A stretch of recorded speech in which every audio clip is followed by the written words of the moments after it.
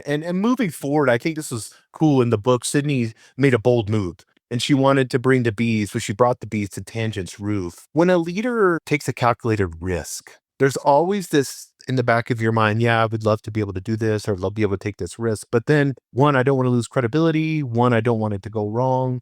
How can we look at Sydney's story when we do get this vision and we do want to take a risk? How can we do that and not lose ourselves, if that makes sense? Yeah.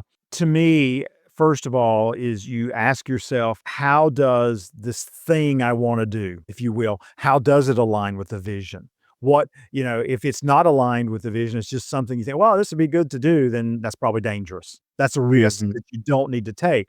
But if you can align how this activity is going to help you move the team forward or move the organization forward, then I think then that gives it some, level of credence, credibility. I think a second thing, if you remember in the book, she did go to her boss and talked about what she wanted to do.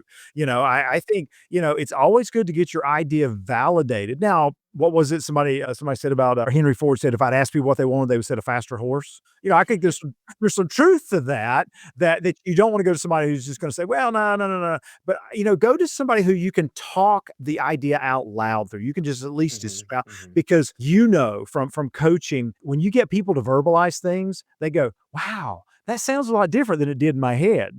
Yes, yes. And so I think that's important. And then the third thing I think is critical is if you have earned the trust of your team in the past, then you can say to this thing, we're gonna do this thing. And I really believe it's gonna be beneficial for us because I think it's gonna help us accomplish this. If the people know the why behind why you're doing it, then even if it fails, they'll forgive you. But if you keep them in the dark and you don't Mhm. give them some sense of why you're doing that, they're going to be much more suspicious of you the next time you say, "Hey, let's go try this amazing thing." They'll go, "Nope, last year it didn't go well. I didn't have a clue what you were doing, and I'm not going this time." Yeah, that's so true. And, let's say we take the risk, we're good, we've got it, we get a small win. And this really hit me because it's so many times as leaders we don't really celebrate wins because we're not geared that way. Like for me, it's kind of like, yeah, I don't care. We're on to the next thing. Like, whatever. We're bringing some bagels, having some Chick-fil-A, or taking someone out to lunch, celebrating these small wins. It's the permission to celebrate.